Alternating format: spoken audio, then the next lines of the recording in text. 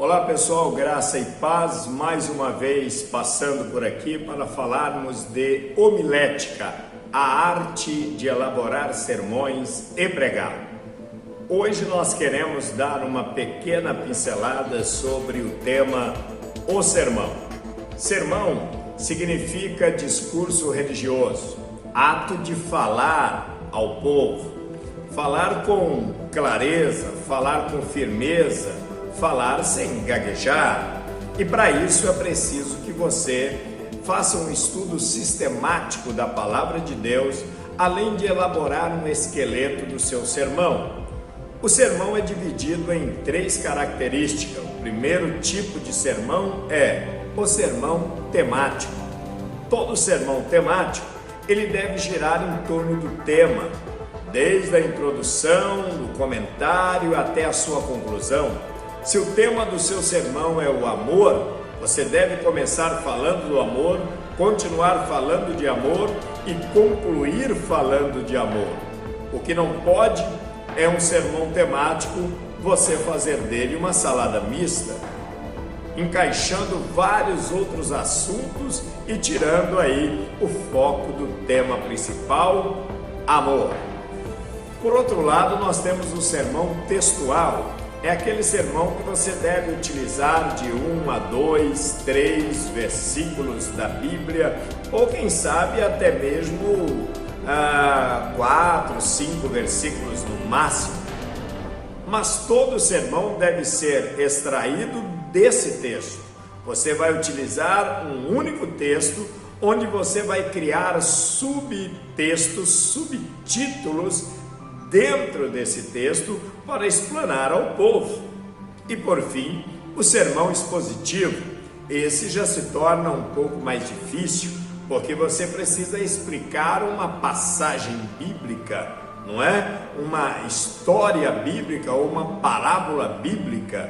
E aí você precisa de fazer refutação bíblica, tanto utilizando o Novo como o Antigo Testamento, mas nunca fugir daquela passagem bíblica ou daquele capítulo bíblico. Por exemplo, eu estou pastoreando uma igreja na cidade de Mogi das Cruzes e nós estamos pregando todos os domingos na igreja um capítulo do Novo Testamento, começando pelo Evangelho de Mateus, capítulo 1, capítulo 2, capítulo 3, capítulo 4, e assim nós iremos até o capítulo 22 do Apocalipse.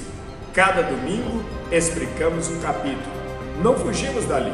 Se utilizamos alguns outros textos em toda a Bíblia para consolidar o assunto do capítulo em que estou pregando, fazemos isso com toda hermenêutica possível, com toda a coerência e cuidado possível, para que os nossos sermões não sejam frutos de heresias ou de textos maus interpretados. Então é preciso que o pregador, antes de montar o seu sermão, seja ele temático, textual ou expositivo, que ele busque a Deus em oração a orientação para montar o seu sermão. Após ter a orientação divina do Espírito Santo, você deve iniciar a montar o seu sermão. Veja, eu vou hoje mostrar para vocês, eu dei o hábito de colar nas páginas da minha Bíblia o sermão que eu elaborei para pregar em determinado culto. E assim eu evito uma série de problemas quando eu estou pregando, como por exemplo, uma vez um pastor amigo resolveu pregar colocando um clípse e prendendo o seu sermão à Bíblia. Em dado momento, ele solta o clípse do seu sermão e continua falando. Um diácono abençoado resolve ligar um ventilador bem perto do pregador e o sermão acaba voando. Lá se foi a mensagem do pregador. Primeiro, ficou chato ver o seu sermão voando no meio da plateia. Segundo, ele não cometeu e não realizou o terceiro passo. Primeiro eu oro, peço a Deus a orientação. Segundo, eu monto o sermão. E terceiro, eu decoro o meu sermão. Seja temático, textual, expositivo, eu decoro. Porque se acontecer um fato como esse, o sermão já está gravado na mente, no coração. Pastor, mas decorar o sermão isso não se torna uma mensagem humana de forma alguma. A mensagem é única, ela já está registrada na Bíblia Sagrada. O que pode acontecer em decorar o sermão é te dar firmeza na hora de falar, na hora de pregar. E se o Espírito Santo lhe trouxer uma revelação momentânea, espontânea, você poderá deixar usar-se pelo Espírito Santo e entregar essa revelação, esta mensagem revelada instantaneamente e depois facilmente voltar para o seu sermão onde você parou.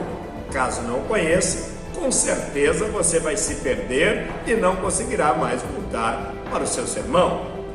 Você, além de orar, além de montar, além de decorar o sermão, é preciso que você faça um estudo responsável sobre o tema, o assunto, o texto que você está falando ao povo, observando o sentido literal de cada texto, o sentido literal de cada expressão. Por exemplo, um certo pregador disse há pouco tempo em um auditório que Jesus virá buscar 5 virgens prudentes. Ah, meu irmão, a Bíblia diz que ele virá buscar a noiva, e a noiva é uma só. 5 virgens, 5 noivas, que confusão é essa? Afinal, ele vai casar com uma ou vai casar com 5? As 5 virgens têm a ver com o arrebatamento da igreja ou refere-se aos 5 ministérios?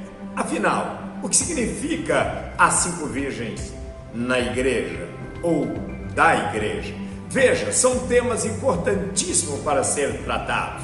Por exemplo, as 3 parábolas da ovelha perdida, do filho pródigo e da dracma perdida em Lucas capítulo 15. E se eu te falar que é apenas um conto, uma parábola, que nem tudo ali é literal? Veja, o rapaz pediu parte da herança e o pai estava vivo, não é herança de pais vivos. Estude, pesquise, para que você não seja levado a erro e não conduza o povo baseado em heresias bíblicas. Aguardamos você. Nossas matérias estão prontas em áudio e vídeo em todas as redes sociais à sua disposição. Maiores informações abaixo deste vídeo.